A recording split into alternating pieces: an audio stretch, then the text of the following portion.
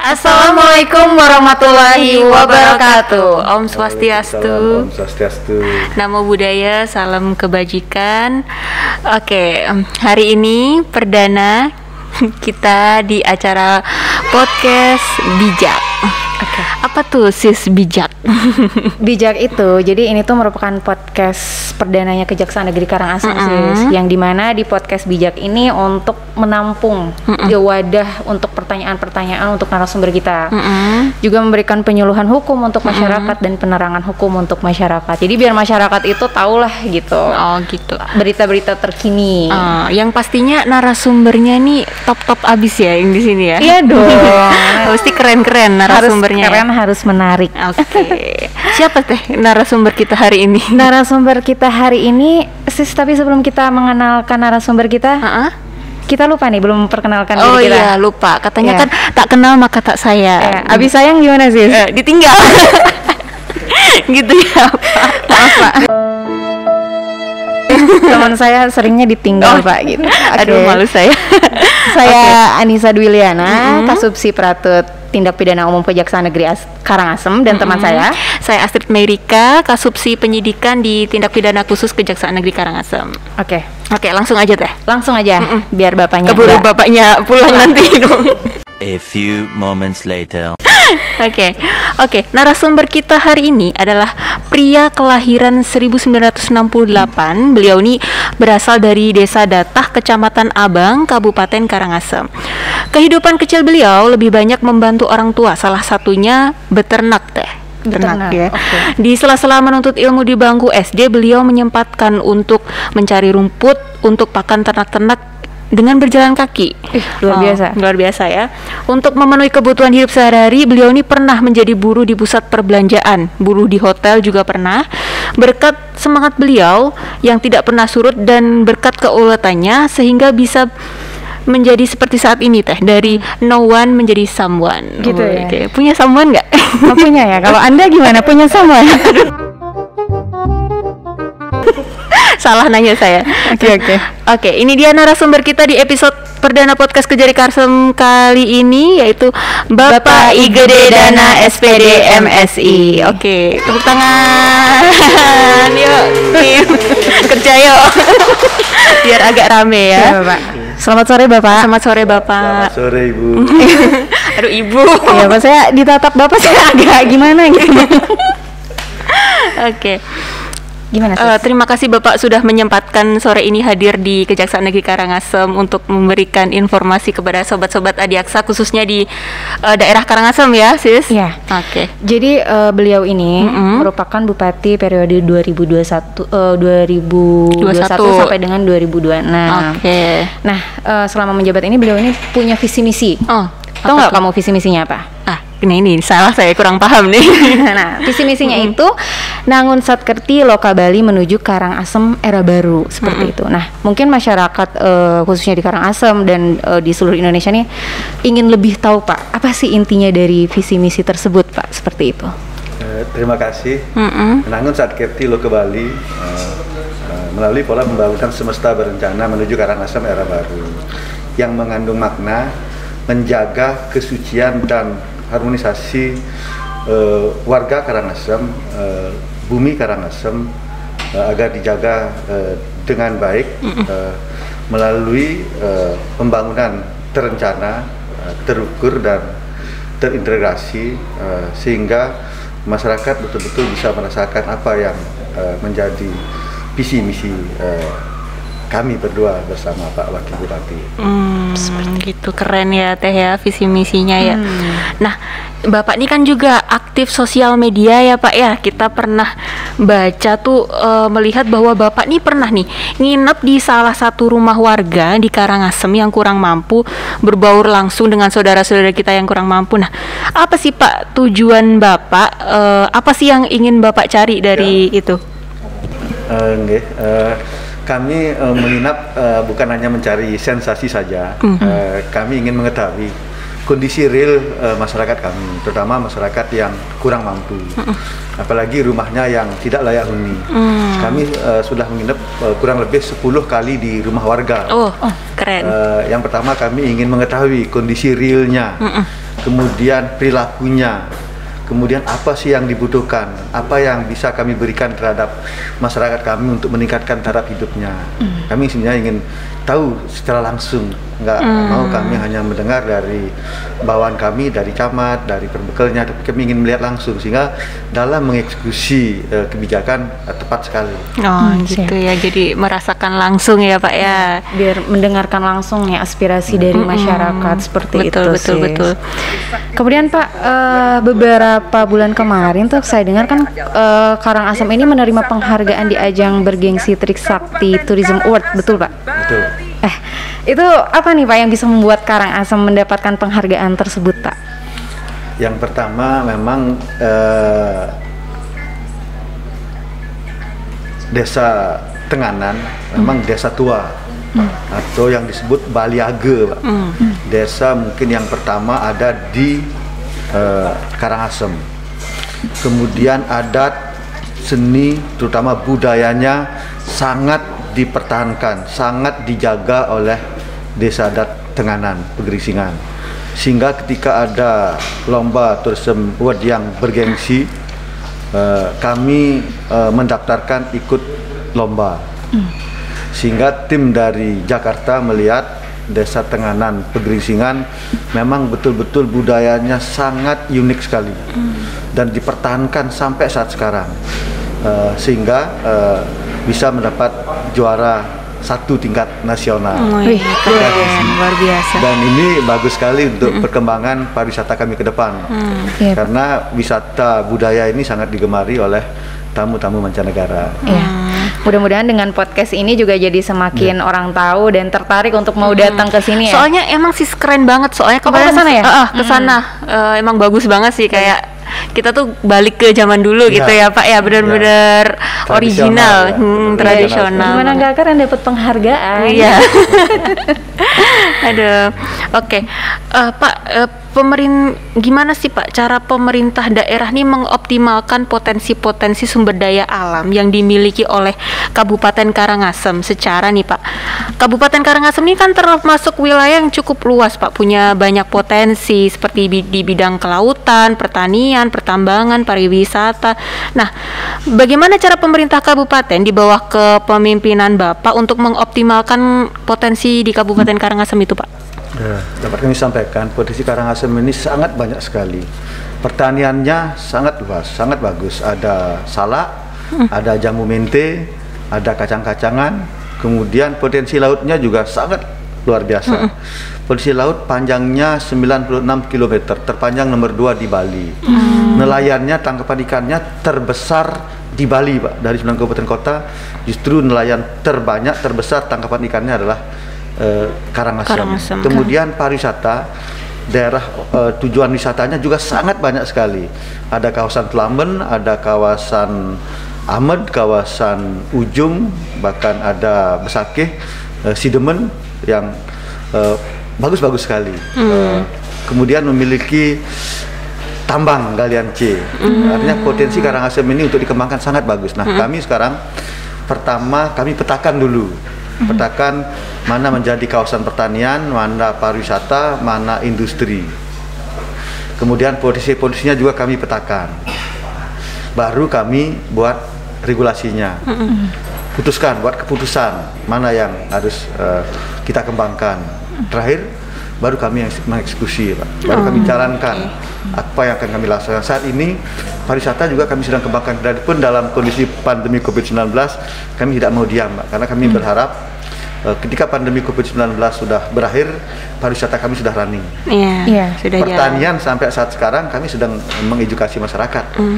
Karena pariwisata tidak menjadi tumpuan utama. Sekarang pertanianlah menjadi tumpuan utama untuk kehidupan masyarakat. Kami selalu mengedukasi masyarakat untuk selalu bertani karena lahannya sangat banyak kosong, nggak digarap dengan baik. Kemudian pajak mineral bukan logamnya, kami sedang betul-betul mengawasi, menggerakkan. Pertama kami petakan mana yang berizin, mana yang tidak berizin. Kemudian gimana kami cara memungut pajaknya, karena dari hasil pajak itu kita bisa gunakan untuk membangun. Oh gitu, jadi itu tadi tuh rencana-rencana Bapak yang akan diimplementasikan dalam rangka mengoptimalkan potensi sumber daya alam kita ya Pak, terus khususnya di Karangasem. Terus Pak, tadi Bapak sempat menyebutkan terkait galian C itu Pak ya. Itu kan seperti yang kita ketahui Pak, merupakan salah satu galian yang satu-satunya ya Pak, atau terbesar di Provinsi Bali Pak? Terbesar di Provinsi Bali. Terbesar Pak? Penyuplai pasir terbesar di Bali Karangasem. Oh terbesar. Kemudian? Kan 90% dari Bali, dari Karangasem. Oh 90% pasir itu dari Karangasem ya Pak ya? Oh kemudian sudah ada penataan tidak Pak terkait hal itu ataupun pengawasan terhadap galian C tersebut Pak? Kalau secara ini sudah ada, tapi masih banyak dilanggar oleh masyarakat. Oh seperti itu. Terutama masih ada pengusaha-pengusaha yang belum memiliki izin menggali pasir. Seperti itu Pak. Yang kedua, tidak sesuai dengan aturan, dia menggali di atas ketinggian 500 yang tidak dibolehkan oleh peraturan daerah. Yang ketiga, masih ada aja yang tidak mau bayar pajak. Ini sedang kami awasi betul, kami jaga betul, sehingga kebocoran ini bisa dikurangi dan pelanggarannya juga bisa dikurangi. Saat ini As Tenggara sudah berjalan dengan baik, nanti pun masih ada beberapa yang kurang bayar dan lain sebagainya. Baik Pak. Nah Pak, mengenai pembangunan Karangasem era baru, khususnya mengenai pendapatan asli daerah Kabupaten Karangasem tahun 2021, berapa sih Pak besaran anggaran di Kabupaten Karangasem tahun 2021 nih? Apakah ada pengaruh akibat pandemi COVID-19 ini, serta kegiatan prioritas pemerintah di Kabupaten Karangasem nih tahun ini apa aja gitu Pak? Di APBD Kabupaten Karangasem tahun 2021 terpasang 1,6 triliun. Sumbernya dari dana DAU, DAK, dan transfer pusat. Kalau pendapatan asli daerah kami di Karangasem terpasang 256 miliar di induk. Tapi sekarang diturunkan kembali karena dampak pandemi COVID. Semua berdampak, dana transfer juga berkurang. Kemudian pihak tadi kami juga berkurang. Sekarang kami hanya memasang sekitar 230 miliaran. Mudah-mudahan tercapai. Jadi dampak COVID ini memang terasa ya Pak sekali. Ya? Sangat terasa dampak COVID-nya. Sangat terasa. Sangat terasa Pak. Ini Pak, pertanyaan selanjutnya nih Pak. Seperti kita ketahui nih Pak, Kejaksaan ini kan sudah banyak melakukan pendampingan hukum nih Pak bersama terkait dengan pembangunan daerah ya Pak. Sebenarnya mungkin banyak masyarakat ini yang belum mengetahui gitu Pak, apa sih urgensinya gitu pemerintah daerah itu menggandeng Kejaksaan Pak dalam pembangunan daerah itu sendiri Pak? Yang pertama, kami berterima kasih kepada Kejaksaan karena ketika mendapat pendampingan dari Kejaksaan, OPD kami lebih memahami aturannya, mana sih yang boleh dilakukan, mana tidak. Dengan mendapatkan pendampingan, kecil kemungkinan untuk melakukan kesalahan. Kami sangat berharap pendampingan ini terus berlanjut karena kami sadari perangkat-perangkat kami masih banyak yang kurang paham terkait dengan hukum, apalagi hukum pengadaan barang dan jasa. Ini sangat rawan terjadi penyalahgunaan kewenangan kalau tidak didampingi oleh Kejaksaan. Kami terima kasih banyak Pak. Peran Kejaksaan sudah sangat bagus, sangat baik sekali, sehingga di Karangasem ini dulunya ada yang ragu-ragu untuk menjalankan programnya. Dengan didampingi oleh Kejaksaan, sekarang sudah mulai pede. Luar biasa, luar biasa. Jadi harus bergandengan terus biar bersinergi terus. Sama kamu juga kan? Kalau kamu kurang digandeng ya? Truk aja gandengan, nggak ada. Kejaksaan aja sama Pemda kan gandengan terus sama Pak Bupati. Saya juga gandengan, tapi udah nggak ada. Oke Pak. Mungkin gandengannya Ibu masih jauh. Ya? Aduh Pak, kok jauh? Jauh di seberang kan? Seberang. Masih di Solo Pak. Iya, masih di Solo. Oke, berbicara mengenai kerugian keuangan negara nih Pak, tanggal 18 Agustus kemarin, pemerintah daerah Kabupaten Karangasem ini melalui JPN, Jaksa Pengacara Negara Kejaksaan Negeri Karangasem, menyelamatkan keuangan negara sebesar 69 miliar rupiah, sis. Besar ya? Banyak ya, itu kalau beli lipstik bisa sepabriknya tuh. Banyak banget. Bagaimana nih Pak tanggapan Bapak mengenai itu? Saya selaku Bupati yang pertama mengucapkan banyak terima kasih kepada Kejaksaan Negeri Karangasem, Mbak. Luar biasa. Oke. Tepuk tangan. Ayo tim, tepuk tangan. Biar ada kegiatan ya, jangan sepi-sepi. Ini luar biasa. 69 miliar ini bukan sedikit. Iya Pak. Iya Pak. Saya aja nggak tahu nolnya berapa tuh. Sepertiga dari PAD kami. 30% hampir dari PAD kami yang bisa diselamatkan. Nah, ini kami berharap terus bisa dibantu untuk mengawasi agar kerugian negara bisa diminimais.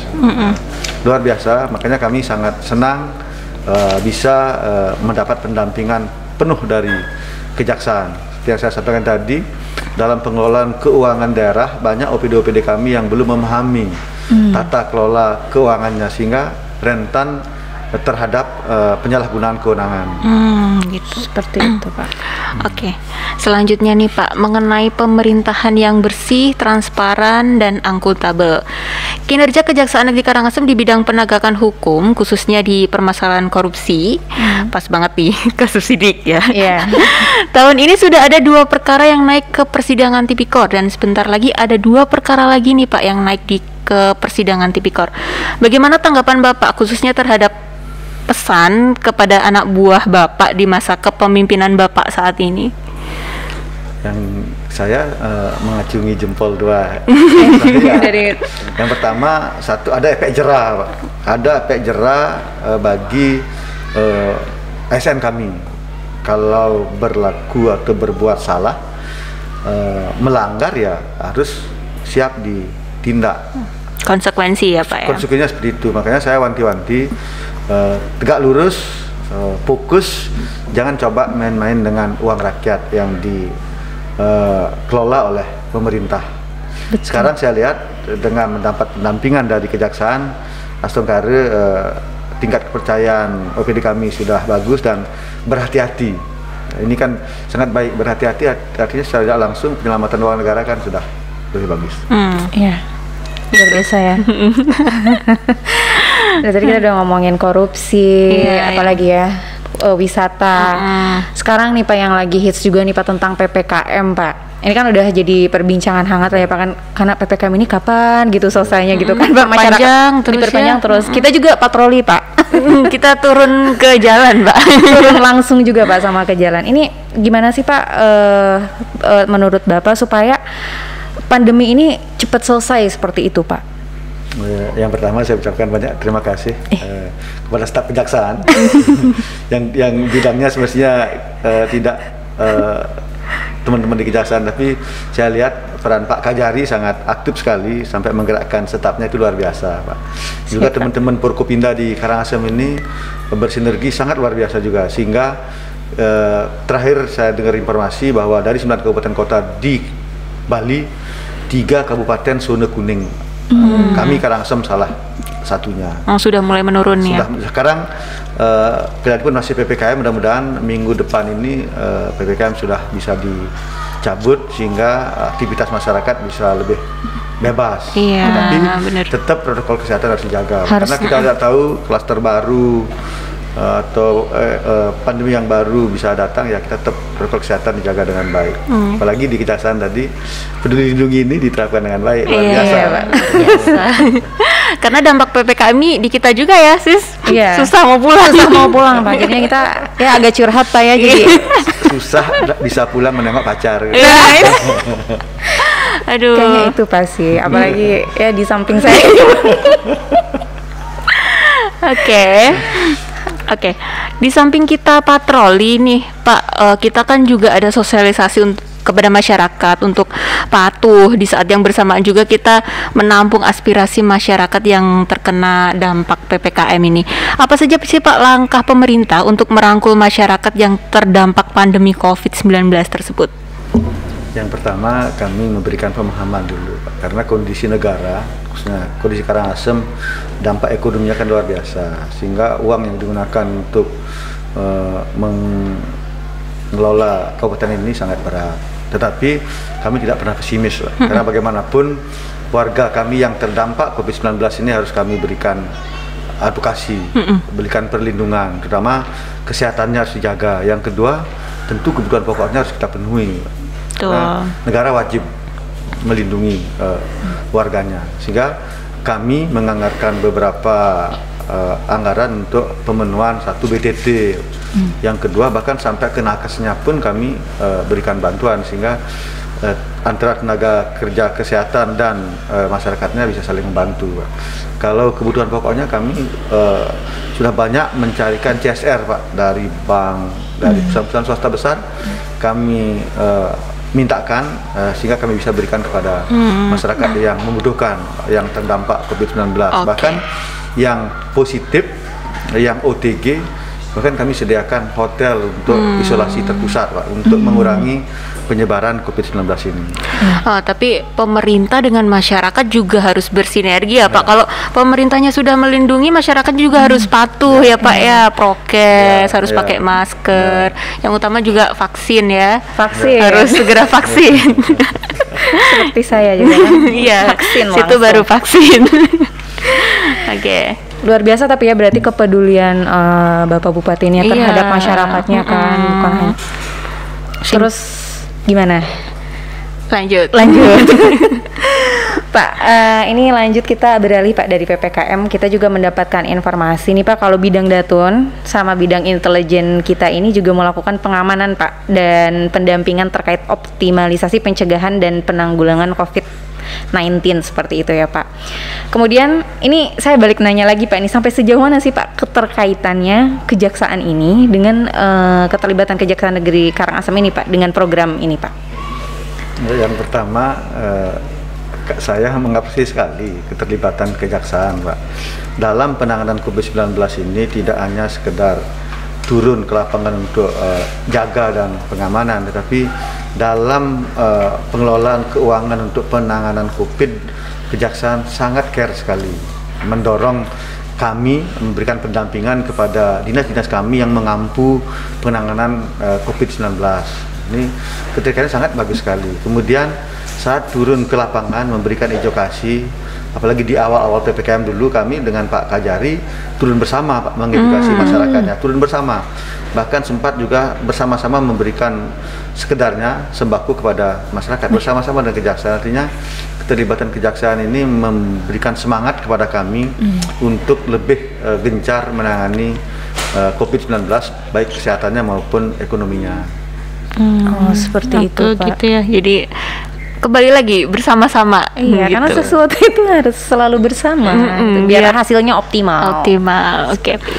Terkait penanganan pasien COVID-19 nih Pak, di wilayah Kabupaten Karangasem, pemerintah sudah menyediakan fasilitas isoter sis. Iya. Dan aku dengar-dengar isoternya nih di hotel kan? Di hotel. Seru kan? Kayak staycation malahan ya. Iya. Makan gratis berarti Pak ya. Gratis. Pokoknya terjamin ya Pak ya. Nah, gimana Pak perkembangan tren pasien COVID tersebut Pak? Karena ada masyarakat yang masih takut dibawa oleh petugas ke tempat isoter, padahal kan enak ya sis nginep di hotel dan gratis. itu kan juga untuk kebaikan kesehatan kita ya. Kan harusnya. biar imunnya Cepet balik naik. lagi kita staycation gitu. Terakhir ini hampir 2 minggu terakhir ini perkembangan COVID di Karangasem sangat melandai, sangat rendah. Bahkan yang di isoter sekarang nggak lebih dari 5 orang sekarang. Dan kami lebih cenderung sekarang mengarahkan isoter ini ke isoter desa, isolasi terpusat tingkat desa. Bisa rumah penduduk digunakan isoter. Nah, kenapa tadi banyak yang tidak mau ke hotel padahal fasilitasnya bagus? Pagi-pagi udah dapat sarapan. Iya, pasti with view, breakfast with view. Bagus sekali, tapi kebiasaan pola hidup masyarakat kami tidak seperti itu. Sudah terbiasa, bahkan kasih toilet yang bersih malah dia risih. Kasih tempat tidur yang standar hotel malah risih. Udah zona nyaman mungkin Pak ya. Nyaman dia di desa, sehingga kami mencoba membuat pola agar bisa diisolasi terpusatnya di desa. Nah, malah lebih senang dia. Oh gitu. Terkadang juga ada yang di kampung nih di kebun tinggalnya, kalau di isoter di tingkat hotel dia nggak bisa tidur, nggak nyaman, memikirkan satu peliharaannya. Aduh. Ternaknya. Ternak saya ada yang sudah nyarikan pakannya apa belum? Betul. Makanya lebih banyak susah ajak isoter ke hotel ya. Lebih baik di rumahnya. Ini tantangan buat kami, sehingga kami sempat minta bantuan kepada Forkopimda, terutama kepada kepolisian, kepada TNI, kepada kejaksaan untuk bisa membantu bersama-sama memberikan pemahaman terhadap masyarakat agar mau diisoter terpusat di hotel. Karena apa? Kalau dibiarkan di rumahnya atau di kampungnya, cenderung ini terlalu bebas, dia susah mengawasi. Betul, Pak. Sehingga penyebarannya akan susah kita kendalikan. Kami sempat melakukan pendekatan sedikit memaksa agar dia mau. Tapi syukurlah sekarang pandemi sudah menurun, kita tidak berat lagi. Gitu, oke. Luar biasa ya, dari tadi kita bincang-bincang sama Bapak Bupati ini, banyak sekali terobosan.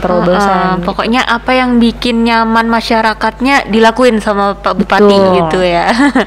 Luar biasa memang. Oke. Katanya ada yang mau datang dulu, Pak. Mohon izin nih, Pak. Siapa nih? Betulnya ini siapa ya? Oh, si Jaka. Jakamas. Ini tuh Jakamas, ini apa nih? Jaksa Karangasem Masyarakat gitu. Jaksa Karangasem Masyarakat. Jadi untuk sobat Adiaksa, Jakamas ini merupakan admin kita nih. Jadi kalau misalkan mau tanya-tanya atau mau pertanyaan untuk narasumber kita, pertanyaan apapun itu, bisa langsung WA ke sini ya, tolong editor kerja ya, masukin nomor WhatsApp sama email biar masyarakat bisa langsung chat ya ke ini, kebetulan langsung adminnya ya, jadi kalau WA yang balas si Jakamas ini gitu. Jadi kalau WA Jakamas langsung dibalas. Kalau mau WA Bu Astrid juga bisa atau WA ya siapalah. Oke. Udah editor ini udah diedit editor. Tolong nanti dimasukin nomor WA-nya ya. Dan biar Anda agak kerja dikit gitu. Iya, Jakamas silakan Jakamas. Pasti ngep ya. Kita aja pakai masker ngep, dia pakai topeng. Yes. Oke. Apa tadi sampai di mana ya Sis ya pertanyaannya? By the way. Tadi saya nanya itu isoter.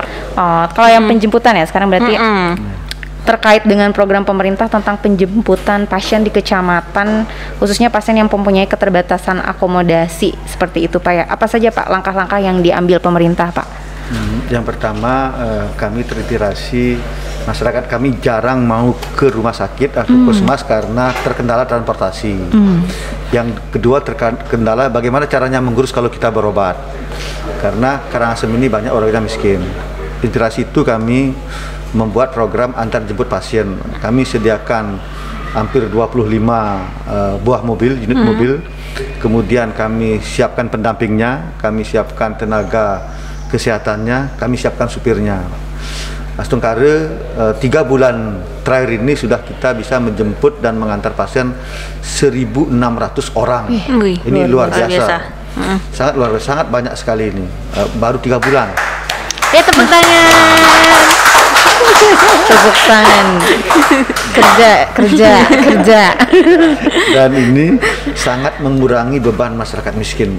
Diapresiasi sekali oleh masyarakat.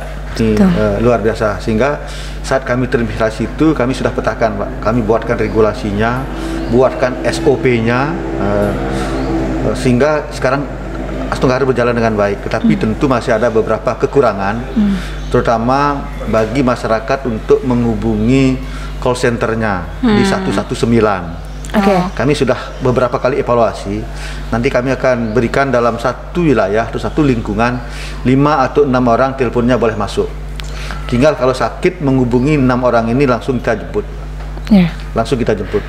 Termasuk juga mengambil jenazah di rumah sakit untuk diajak ke rumah duka, kami siapkan layanan itu. Standby 24 jam tuh ya Pak ya? Standby 24 jam. Luar biasa. Ini sangat bagus ini. Sangat bagus Pak. Ya, karena kami lihat masyarakat kami banyak jauh-jauh. Iya, soalnya kalau di pelosok sana kan mau ke rumah sakit juga ini ya yang Pak ya? menghambat warga kami untuk berobat. Sekarang sudah Pak bagus. Sekitar 550 per bulan kami antar jemput. Ini baru di awal. Di seluruh wilayah Kabupaten Karangasem Pak. Luar biasa ya Pak ya. Program-programnya. Medan di Karangasem ini kan ada yang di atas gunung, ada yang ini ya. Tapi geografis kita sangat berat Pak. Kalau enggak kita melakukan pelayanan seperti itu, saya yakin masyarakat kita akan banyak yang tidak mau berobat ke rumah sakit. Seperti itu, betul. Nah, kemarin nih Pak, pemerintah daerah launching ICJS Kabupaten Karangasem. Apa tuh sis ICJS tuh? ICJS itu Integrated Criminal Justice System. Apa itu Pak? Konsepnya itu gimana Pak? Kami membuat ini bisa dikomunikasikan dengan baik, karena hukum ini harus kita tegakkan. Caranya ya kita harus terintegrasi antara sesama penegak hukum. Memudahkan juga ya Pak. Ya. Yang paling penting memudahkan Pak, mengetahui dia punya kasus, sampai sejauh mana kasus mereka bisa lihat di web. Itu salah satu keterbukaan informasi kepada masyarakat ya Pak ya. Dan juga itu memudahkan masyarakat gitu kan. Ya, untuk mengetahui proses sampai di mana prosesnya. Pokoknya serba terbuka ya sekarang ya Pak ya. Pada zaman sudah kita harus terbuka Pak. Nggak boleh ada hal yang ditutupi. Apalagi kita bohong gitu Pak ya. Terbuka, cepat, mudah. Ya, apalagi pokoknya yang enak-enak lah pokoknya. Aduh Bapak, ini ternyata kita dari tadi udah lumayan ngobrol banyak Pak. Kita ternyata sudah sampai di penghujung acara nih ngomong-ngomong. Nggak kerasa ya? Iya, nggak kerasa ngobrol sama Bapak Bupati ini kayak cepet gitu. Padahal banyak yang kita bahas dari tadi. Informasinya banyak dari Bapak nih yang kita dapat. Sebelum kita nutup acara kita, Bapak mungkin ada closing statement Bapak dari Bapak untuk khususnya masyarakat di Kabupaten Karangasem dan pada umumnya di seluruh Indonesia yang nonton podcast kami. Yang pertama, dalam pandemi COVID-19 ini, kami berharap seluruh masyarakat harus bisa bekerja sama untuk menangani pencegahan COVID-19 ini. Yang kedua, dengan kondisi pandemi COVID-19 ini tentu kita banyak membutuhkan anggaran dan pendapatan kita berkurang. Mari kita bersama-sama memahami dan bergotong royong bagaimana cara menyelesaikan pandemi COVID-19 ini dan bagaimana menangani dampak ekonominya. Saya yakin bangsa kita adalah bangsa yang besar, kegotong royongannya masih tinggi. Sebesar apapun cobaan dan godaan yang menimpa bangsa ini, saya yakin akan bisa kita selesaikan dengan cara bergotong royong dan saling memahami di antara kita semua. Oke, dengerin ya tuh Sobat Adiaksa, dengerin kata Pak Bupati, intinya gotong royong sama-sama biar COVID ini juga segera musnah dari bumi ini ya. Tetap jaga protokol kesehatan. 6M, ingat 6M apa? Memakai masker, mencuci tangan, menjaga jarak. Ayo, apalagi ayo. Menjaga imun dan ayo, apa dong? Ayo di balik kamera nih, tolong di balik kamera jangan bengong. Dan ya, begitulah. Mengurangi mobilitas, luar biasa. Mencintaimu juga. Dengan curhat sis. Oke. Oh ya, jangan lupa follow sosial media kita di sini. Tolong editor diedit lagi. Dan sosial media Bapak Bupati. Bapak IG-nya apa Pak? Instagramnya? Ada di Gede Dana. Gede Dana. Ya, jangan lupa di-follow. Gede Dana di sini jangan lupa di-follow untuk Sobat Adiaksa. Instagramnya Sister Adwiliana juga ya. Astrid Meirika juga. Tolong jangan diilangin ya Instagram kami ya. Oke. Sekian podcast. Jangan lupa like, subscribe, share, komen video di YouTube ini, di podcast ini, dan tekan lonceng notifikasi untuk mendapatkan info-info terbaru dari Kejaksaan Negeri Karangasem. Akhirnya, saya Anissa Dwiliana, saya Astrid Meirika, pamit undur diri. Wassalamualaikum warahmatullahi wabarakatuh.